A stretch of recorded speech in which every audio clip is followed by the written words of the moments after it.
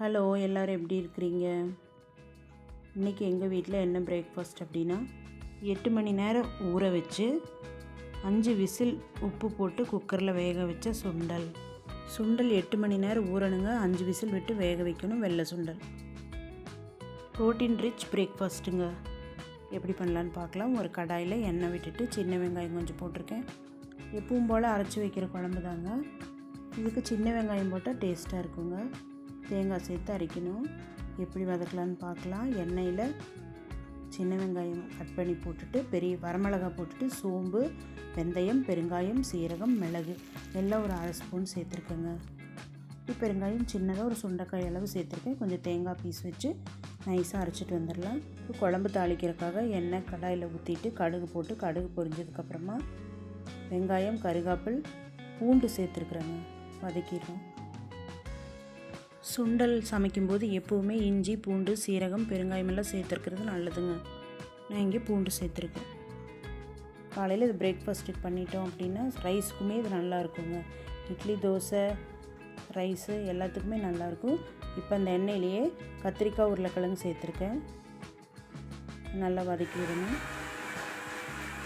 மஞ்சத்தூள் சேர்த்துட்டு நல்லா வதக்கி விட்டுருக்குறேன்.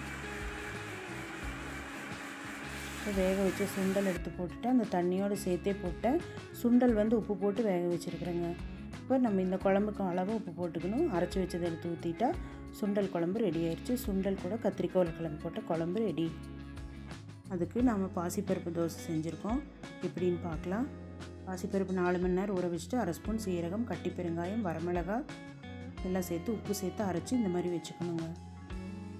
உடனே சுட்டாலும் ஒரு டேஸ்ட்டு, 2 மணி நேரம் ஃபர்மெண்டேஷன் ஆனதுக்கப்புறம் சுட்டாலும் ஒரு டேஸ்ட்டாக நல்லாயிருக்கும். நான் 2 மணி நேரம் கழித்து தான் சுடுறேன். அதில் நான் ஆனியன் சேர்த்து ஆனியன் தோசை மாதிரி சுடுறேங்க. இதை தின் லேயராக தின்னாக ஊற்றி ரோஸ்ட் மாதிரி சுடலாம். நான் கொஞ்சம் திக்காக தான் ஊற்றிருக்கிறேன்.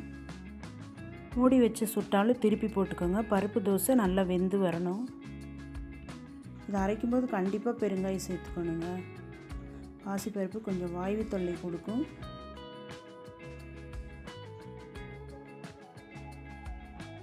நல்லா காலையில் பிரேக்ஃபாஸ்ட்டுக்கு இந்த தோசை எடுத்துட்டிங்கன்னா நல்லா ப்ரோட்டீன் சத்து நிறைஞ்ச ஒரு தோசைங்க.